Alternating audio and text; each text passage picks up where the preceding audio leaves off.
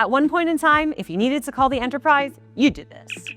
At another point, you might be wearing one of these.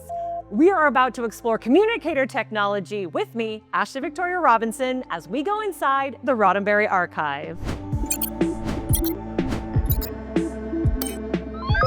My name is Max Cervantes. I have been a Star Trek fan since I was a little kid. I do remember watching the original series when I was very little.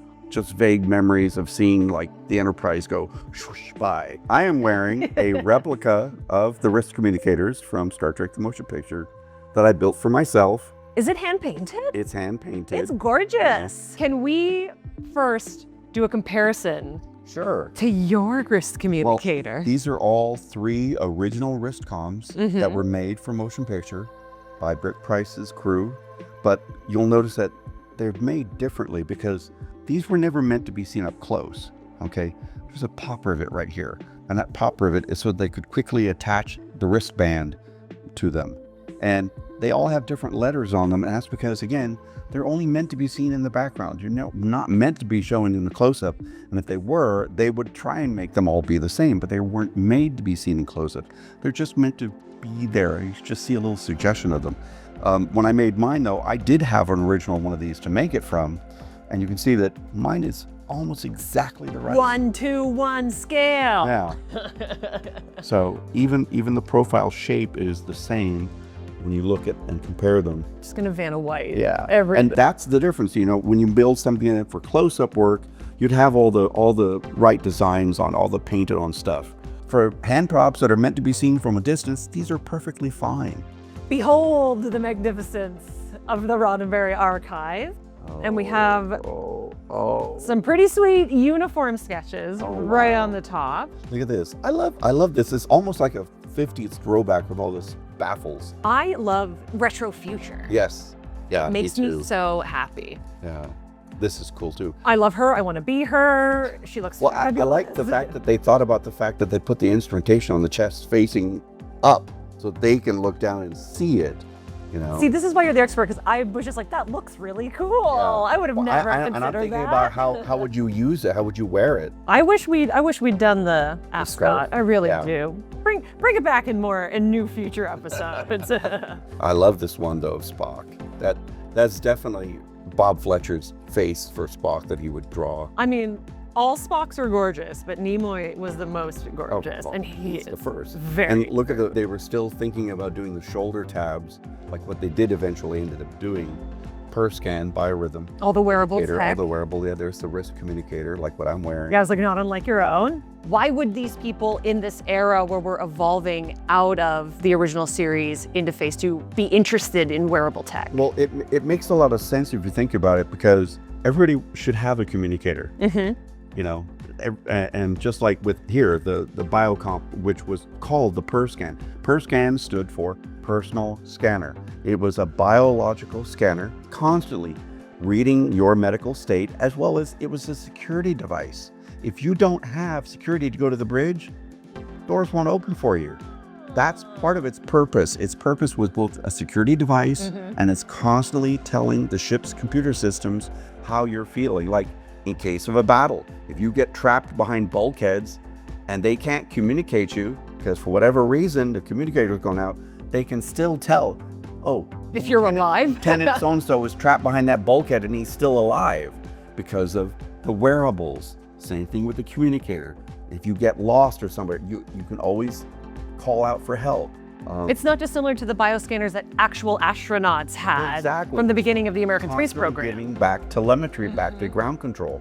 And that's why I think wearables like this make so much sense. Like an Apple Watch is a wearable. Absolutely. I think that's why it was very forward thinking about making these devices wearable.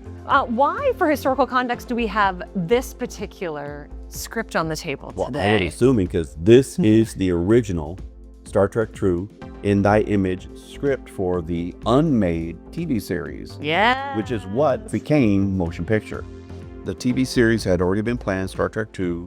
I think it also helps us timestamp the difference between wearing the wrist communicators and the comm badges, right? Right, yeah. You went from motion picture, wrist communicator, then you saw different types of wrist communicators in Star Trek II. Yeah. And then finally when they go back to Next Gen, the new series, they were like, well, this is nice, let's make it even smaller, let's make it even more wearable. It's a wonderful way of showing how the technology, even in the Star Trek universe, keeps getting smaller, keeps getting better. Yeah. They've mentioned about going from the old flip open black and gold communicators. At the instant we hear the familiar communicator signal, we're all hearing it in our brains right now, Kirk stops, glances wryly at McCoy, now produces an old-style hand communicator, opens it, but we've made an in-universe canon, there's that word we love, canon distinction between the hand-flip communicator and what you're wearing on your wrist right now. But what I find interesting about this being an in-canon note, it means that it's not just something that people were talking about behind the scenes. Yeah. And look, Wearable. October 20th, 1977. So this has been in the ethos for a minute now. That was thought of for a long time before they got to motion picture in '79. Yeah. Something that I think is so amazing is that more of these didn't sprout legs and walk off and are floating out around the world. I'm surprised about that too, because during my time of working on Next Gen as a background actor, So now you have an Easter egg to go look out for when you do your we rewatch. had to sign in and out. All the communicators had little numbers on them. We had to sign in and out for them, because if you didn't return at the end of the day, you didn't get paid for the end of the day. Oh, really? You would not get paid for the Oh, I was gonna day. joke and be like, they're gonna come to your house. Oh, no. Well, they had our Yeah. address and everything. But it was interesting because I was noticing here, these are all numbered. This one is rubbed off a bit, but it looks like that's 2. This one is 68, and this one says 56. They probably had to sign in and out. Yeah. The same things, or that they would know literally how many of these things did we make and who got it. Oh, yeah. Because For that big requiem what's the scene, highest so. number we have? 68. 68. I mean, 68. so if all they made was 70, that's ridiculous. We were joking, you had to make 50. Yeah. So they probably made 100 plus. I wouldn't be surprised, because truthfully, if I was a production manager, I would have only given them to the people in the front row of the crowd, where you know for sure you're going to see them, because the people 5 rows back, you're never going to see. You're barely going to see this much. Yeah. It's remarkable, because to get to see one of these up close, to see that it's lasted and survived all this time. The type of materials to make these quickly and lightweight so they wouldn't hang on the wearer. These are vacuum formed, probably out of just styrene plastic. It was abundant, cheap, easy to work with. They're vacuum formed, and because they are vacuum formed, you'll notice they don't have a back right here. There is no back like what mine Like has. yours, yeah. Because it's a resin cast, it's solid, and but with the vacuum you can't do it underneath, because what's called an undercut.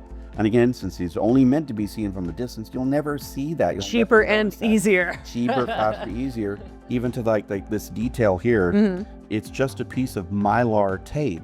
On mine, it's painted. It's painted on, and they would do that even here. Like, none of these match. There's an H, there's an A, there's a Y. It says a hi. Well, it's because these are what used to be called rub-on graphics. And they just did this to make them look interesting. So. The A as well, this band of color here is brown. Yeah, and yet the other ones, there's other ones are black, so it's kind of weird. Why? And this is the number 2, the A, so I wonder if they started with brown and ran out and said black is good enough for government work. Maybe why the 2, which is so low, they were going alphabetically, like, well, the 2, we've got some A's that's there. Funny. And yet the Y, which is near the end of the alphabet, makes has sense. the highest number. So it could have been literally a case of just keep putting them on as you go through the alphabet, and as you run out, well, you run out. Because the highest numbered one, the 68, has a Y on it. And this middle one, which is a 56, has an H. H is relatively close to the middle of the alphabet, so who knows? Nope, it's canon now. Yep.